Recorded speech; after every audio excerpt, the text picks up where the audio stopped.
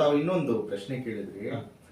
ಈಗ ಪೊಲೀಸ್ನವರು ಈ ತರ ಫ್ಲಾಶ್ ಕೇಸ್ ಹಾಕಿ ಇವನ್ನ ಪ್ಲಾಂಟ್ ಮಾಡಿ ಇದ್ ಮಾಡಿದ್ದಾರೆ, ಅವ್ರಿಗೇನು ಶಿಕ್ಷೆ ಆಗಲ್ವಾ ಅಂತೀವಿ.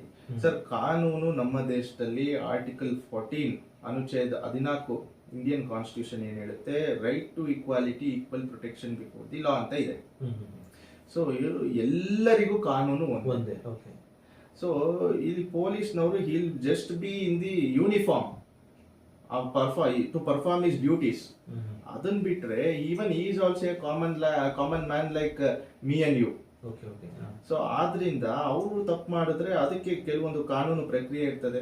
ಸೆಕ್ಷನ್ 192, 193 IPC ಪ್ರಕಾರವಾಗಿ ಫಾಲ್ಸ್ ಅಂಡ್ ಫ್ಯಾಬ್ರಿಕೇಟಿಂಗ್ ವಿಟ್ನೆಸ್ ಅಥವಾ ಎವಿಡೆನ್ಸ್ ಕೋರ್ಟ್ ಪ್ರೊಡ್ಯೂಸ್ ಮಾಡಿದಲ್ಲಿ, ಇಂಥ ಕೇಸ್ಗಳಲ್ಲಿ ಪ್ರೊಡ್ಯೂಸ್ ಮಾಡಿದಲ್ಲಿ ಸ್ಟ್ರೈಟ್ ಅವೇ 7 years ಇಂಪ್ರಿಸನ್ಮೆಂಟ್ ಇದೆ ಅದಕ್ಕೆ. ಅದನ್ನ ನೀವು ಕೂಲಂಕುಷವಾಗಿ ಒಬ್ಬ ಕಾನೂನು ತಜ್ಞರನ್ನು ಇಟ್ಕೊಂಡು ಅದನ್ನ ಯಾವ ರೀತಿ ಅವ್ರಿಗೆ ಶಿಕ್ಷೆ ಕೊಡಿಸ್ಬೇಕು, ಈ ಅಕ್ವಿಟ್ ಆಗಿರುವಂತಹ ಒಂದು ಇದನ್ನ ಇಟ್ಕೊಂಡು ಜಜ್ಮೆಂಟ್ ಕಾಪಿನ ಯಾವ ರೀತಿಯಾಗಿ ಅದನ್ನ ರಿಟ್ ಪಿಟಿಷನ್ ಹೈಕೋರ್ಟ್, ಮಾನ್ಯ ಹೈಕೋರ್ಟ್ಗೆ ಹಾಕಿ ನಮ್ಗೆ ಫಂಡಮೆಂಟಲ್ ರೈಟ್ ವೈಲೇಟ್ ಆಗಿದೆ ಅಂಡರ್ ಆರ್ಟಿಕಲ್ 21 ಅಂತ ಹೇಳ್ಬಿಟ್ಟು ಆರ್ಟಿಕಲ್ 226 ಅಂಡರ್ ಅಲ್ಲಿ ನಾವು ರಿಟ್ ಪಿಟಿಷನ್ ಫೈಲ್ ಮಾಡಿ, ಈ ತರ ಇನ್ವೆಸ್ಟಿಗೇಷನ್ ಆಫೀಸರ್ ನನ್ನ ಮೆಂಟಲ್ ಅಗಿನಿ ಮತ್ತೆ ನನ್ನ ಮೆಂಟಲ್ ಸ್ಟೇಟಸ್ನ ಒಂದು 10 ವರ್ಷಗಳಿಂದ ನನ್ನ ಜೈಲಿಗೆ ಫಾಲ್ಸ್ ಕೇಸ್ ಹಾಕಿ ಕಳಿಸಿದ್ದಾನೆ, ಮತ್ತೆ ನಾನು ಯಾವುದೇ ರೀತಿ ತಪ್ಪು ಮಾಡಿಲ್ಲ, ಸೌಜನ್ಯಾಗಿ ಏನು ಅನ್ಯಾಯ ಆಗಿದೆ ಅದೇ ರೀತಿ ನಾನು ಅವರು ಡೆತ್ ಆಗಿದ್ದಾರೆ, ನಾನು ಸತ್ತಿಲ್ಲ, ನಾನು ಬದುಕಿ ಅನುಭವಿಸ್ತಾ ಇದ್ದೀನಿ, ಅವರು ಸತ್ತಿದ್ದಾರೆ ಅಷ್ಟೇ ಅಂತ ಹೇಳಿ ಇವೆಲ್ಲ ಪೆಟಿಷನ್ ಕಾಪಿಯಲ್ಲಿ ಹಾಕಿ ಅವ್ರಿಗೆ ಶಿಕ್ಷೆ ಕೊಡುವಂತದ್ದು ಕೂಡ ಮಾಡುವಂತ ಆಪ್ಷನ್ಸ್ ಇದೆ. ಸಂತೋಷ ತಗೊಬೇಕಾಗುತ್ತೆ, ಲಾಯರ್ಸ್ ನ ಇಟ್ಕೊಂಡು ಮಾಡ್ಬೋದಾಗುತ್ತೆ. ಸರ್, ಏನು ನಮ್ಮ ಕಾನೂನು ಹೆಂಗಿದೆ ಅಂತ ಹೇಳಿದ್ರೆ, ಸರ್, ಬಡವ್ರಿಗೆ ಕಾನೂನು ಇಲ್ಲ ಅಂತ ಹೇಳ್ತಾರೆ, ಬಟ್ ಹೈಕೋರ್ಟ್ ಮಾನ್ಯ ಸುಪ್ರೀಂ ಕೋರ್ಟ್ ಇರೋದೇ ಬಡವ್ರಿಗೋಸ್ಕರ. ಇನ್ನ ನ್ಯಾಯ ಬದುಕಿದೆ ಅಂತ ಹೇಳಿದ್ರೆ ಅದು ಮಾನ್ಯ ಹೈಕೋರ್ಟ್ ನ್ಯಾಯಾಧೀಶರಿಂದ ಮತ್ತೆ ಮಾನ್ಯ ಸುಪ್ರೀಂ ಕೋರ್ಟ್ ನ್ಯಾಯಾಧೀಶರಿಂದ. ಅಲ್ಲಿ 99.99% ಯಾರು ಕೂತಿದ್ದಾರೆ ನ್ಯಾಯಾಧೀಶರು ಅವರೆಲ್ಲರೂ ನ್ಯಾಯದ ಪರವಾಗಿ ಇರ್ತಾರೆ.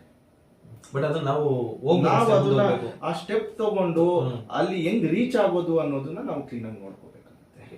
ಅಂದ್ರೆ ಇದರಿಂದ ಒಂದು ಗೊತ್ತಾಗುತ್ತೆ, ಅಂದ್ರೆ ನ್ಯಾಯ ಎಲ್ರಿಗೂ ಒಂದೇ ಇರುತ್ತೆ. ನೀವ್ ಹೇಳಿದಾಗೆ ನಾವು ಮುಂದುವರಿಬೇಕಾಗುತ್ತೆ ಅಷ್ಟೇ. ನಾವು ಯಾವುದೇ ಒಂದು ಕೇಸಲ್ಲಿ ನಾವು ಮುಂದುವರೆದು ನಾವು ಹೆಜ್ಜೆ ಇಟ್ರೆ ನ್ಯಾಯ ಕೊಡ್ಸಕ್ಕೆ ಅವ್ರು ರೆಡಿ ಇರ್ತಾರೆ, ನ್ಯಾಯ ದೊರಕಿಸಕ್ಕೆ ರೆಡಿ. ಅದನ್ನ ಬಿಟ್ಟು ನೀವು ಯೂಟ್ಯೂಬ್ ಚಾನೆಲ್ಸ್ ಮುಂದೆ ಅಥವಾ ಟಿವಿ ಮುಂದೆ ಬಂದು ನನ್ನ ಹತ್ರ ಎವಿಡೆನ್ಸ್ ಇದೆ ಅಂತ ಹೇಳಿ, ಅಥವಾ ಸೌಜನ್ಯ ಪ್ರಕರಣವನ್ನು ಮುಂದಿಟ್ಕೊಂಡು ಬೇರೆ ಇನ್ನೊಂದು ಯಾವ್ದೋ ಸಂಸ್ಥೆಯ ವಿರುದ್ಧ ಅವರು ಬೇರೆ ಒಂದು ಯಾವ್ದೋ ದಂಧೆ ಮಾಡ್ತಾರೆ, ಅದನ್ನ ಹೇಳೋದ್ರಿಂದ ಯಾವುದೇ ರೀತಿ ಪ್ರಯತ್ನ ಇದರಲ್ಲಿ ಪ್ರಯೋಜನ ಆಗಲ್ಲ. ನಿಮ್ಮ ಹತ್ರ ಏನ್ ಎವಿಡೆನ್ಸ್ ಇದೆ, ನಿಮ್ಮ ಹತ್ರ ಏನ್ ವಿಟ್ನೆಸಸ್ ಇದೆ, ಅದನ್ನ ಮಾನ್ಯ ನ್ಯಾಯಾಲಯದ ಮುಂದೆ ತಗೊಂಡ್ಬನ್ನಿ. ಒಂದು ನುರಿತ ಒಂದು ವಕೀಲರ ಹತ್ರ ತಗೊಂಡ್ಬಂದು ನೀವು ನ್ಯಾಯಾಲಯದ ಮುಂದೆ ತೋರಿಸಿ, ಶಿಕ್ಷೆ ಆಗುತ್ತೆ, ಯಾಕಾಗಲ್ಲ? ಅಂದ್ರೆ ನೀವ್ ಹೇಳೋದೇನಂದ್ರೆ, ಈಗ ಸೌಜನ್ಯ ಕೇಸ್ ಬಗ್ಗೆ ಎಷ್ಟು ಮಾತಾಡ್ಬೇಕು ಅಷ್ಟು ಮಾತಾಡ್ಬೇಕು, ಅದು ಬಿಟ್ಟು ಯಾವುದೋ ಒಬ್ಬ ವ್ಯಕ್ತಿ ಬಗ್ಗೆ ಅಥವಾ ಅವರ ಸಂಸ್ಥೆ ಬಗ್ಗೆ ಮಾತಾಡ್ತಕ್ಕಂಥ ಅವಶ್ಯಕತೆ ಇಲ್ಲ. ಈಗ ಈ ಕೇಸ್ಗೂ ಅದಕ್ಕೂ ಸಂಬಂಧನೇ ಇಲ್ಲ.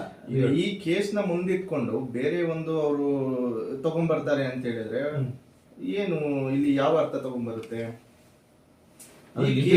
ಈ ಕೇಸ್ನ ಬಗ್ಗೆ ಮಾತ್ರ ಮಾತಾಡಬೇಕು. ಈ ಕೇಸ್ನಲ್ಲಿ ನ್ಯಾಯ ಸಿಕ್ತೋ ಇಲ್ವೋ? ನ್ಯಾಯ ಸಿಕ್ಕಿಲ್ಲ, ನ್ಯಾಯ ಸಿಕ್ಕಿಲ್ಲದೆ ಇರೋದಕ್ಕೆ ಮುಂದಿನ ಕಾನೂನು ಕ್ರಮ ಏನ್ ಮಾಡಬೇಕು? ಈ ಕೇಸಲ್ಲಿ ತಪ್ಪಿತಸ್ಥರು ಯಾರಿದ್ದಾರೆ ಅವರಿಗೆ ಕನ್ವಿಕ್ಷನ್ ಮಾಡಿಸ್ಬೇಕು.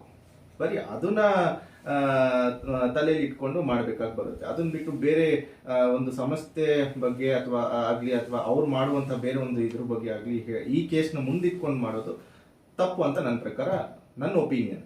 ಅಂದ್ರೆ ಈಗ ಏನು ಹೋರಾಟಗಾರರು ಕೆಲವರು ಇದಾರೋ ಅವ್ರುಗಳು ಈ ರೀತಿ ಮಾತಾಡ್ತಕ್ಕಂಥದ್ದು ಕೆಲವೊಂದು ಸೌಜನ್ಯ ಕೇಸ್ ಬಗ್ಗೆನೆ ಮಾತಾಡಿ ಸೌಜನ್ಯಗೆ ನ್ಯಾಯ ಕೊಡಿಸ್ಬೇಕು.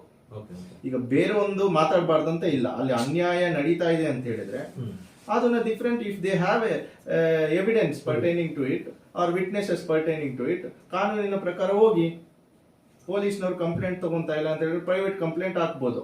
ಏನ್ ನಡೀತಾ ಇದೆ ಅಂತ ಕೋರ್ಟ್ ಮೂಲಕ ಪ್ರೈವೇಟ್ ಕಂಪ್ಲೇಂಟ್ ಹಾಕಿ ಕೋರ್ಟ್ ಮೂಲಕ ಡೈರೆಕ್ಷನ್ಸ್ ಕೊಡಿಸಬಹುದು ಪೊಲೀಸ್ನವರಿಗೆ, ಇನ್ವೆಸ್ಟಿಗೇಷನ್ ಮಾಡಿಸಿ ಅಂತ ಹೇಳ್ಬಿಟ್ಟು. Why are they not doing that ಅನ್ನೋದು ನನ್ನ ಪ್ರಶ್ನೆ ಅಷ್ಟೇ, ಇನ್ನೇನಿಲ್ಲ.